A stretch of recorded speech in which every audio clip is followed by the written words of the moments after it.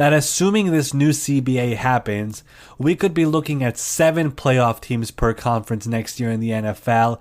And if the Lions still can't get in, I don't know how ownership can go ahead for another year, assuming that everyone is healthy and everything checks out. How are they going to keep on going with Matt Patricia and Bob Quinn, considering all those factors? For sure, but here I'll throw a counter back out at you, right? And obviously this is all fun and games because you don't really know. Right. Say 8 teams. Let's just say 8 teams go 10-6 in the NFC, which is not out of the realm of possibility if they just really hammer their AFC counterparts. Like it's realistic. It's possible. Well, so it's like, or say you're 9. Say you end up being 9. Say you're 9-6 going into the last week of the season. And Stafford gets hurt in that game. You lose. You miss the playoffs and are 9-7. Like, or whatever it is, or you lose on a fluke play like a Hail Mary or something like that. Which we've seen that. We've seen it with the Lions. Covered that. Legitimately. Right. That game. Not to go off on a little tangent, but that game I was filed. That was the Lions were putting themselves after going 1-7. To start the year, very similar to the Chiefs that year. Right. Were putting themselves back in contention for the playoffs. If they have beaten the Packers, they would have swept the Packers. They would have held any sort of tiebreaker on the Packers. It would have been huge for them. And I thought they did it. And all of a sudden, like they get the phantom play, and you see the ball in the air. And I've got nothing written for them if they lose. Like I've got like a graph.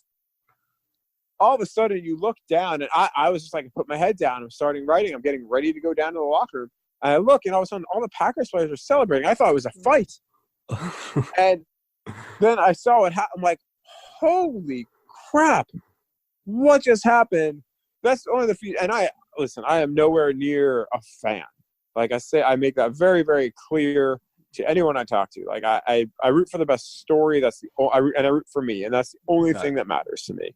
Mm-hmm. I honestly, like, that's why the closest I've ever come to just tossing my laptop in the air and being like, oh, are you kidding me?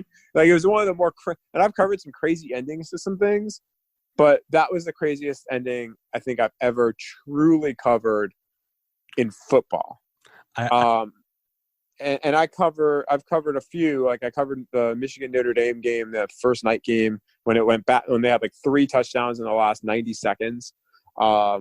I covered the Bush push game, but that was up there as far as the wildest endings I can ever really recall, because it just sunk so much out of that fan base, because they believed, even a team that was under 500 and had done nothing in the first half of the year, and then fired half their coaches. For the Lions fans believed, and if they had won, and I think there are still some Lions fans and still some people on that team that believe that if they had won that game, they would have actually won out and made the playoffs. I don't know about that, but there are some believers of that. No, I remember that night so vividly. It was Jim Nantz, Phil Simms, I think, were calling the game right on CBS.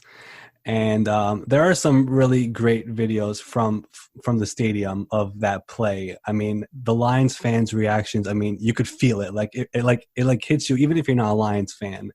But like you feel for them, because they really were on a roll. They started off terribly that year, as you said, and it felt like they actually had something going, and then that happens. I mean, it's a real gut punch.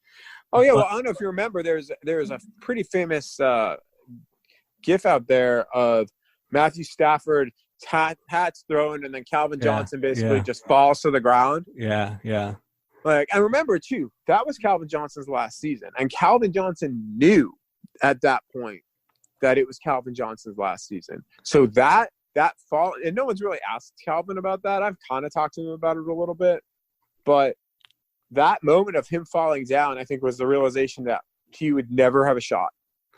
Wow. That's me hypothesizing, but like knowing what I know now from back then, I mean, it makes a ton of sense. Right. It just makes it all worse now, just saying that. Sorry. No, it's all.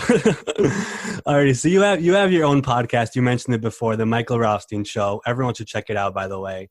Last week, you interviewed Lions cornerback Darius Slay on your podcast, and he has been in trade rumors as of late. Adam Schefter reported a couple of weeks ago that the Lions have discussed trade possibilities. I think Bob Quinn told reporters last week that he's discussed it as well, so he actually confirmed it. Slay has made it clear he wants to get paid big money. So based off what we know right now, your conversations with him, with other people, what do you think happens with Darius Slay? I don't know. I mean, my human gut reaction would be he gets traded. And honestly, Darius Slay has said as much. He said it on the podcast. When we were talking about it, he's like, there haven't been many substantial talks. And this was Sunday, and obviously we're in Combine Week right now, so things can change, in a snap of a finger. Mm-hmm. But as of Sunday, at least, he was like, to my knowledge, there haven't been any substantive talks, at least not with me.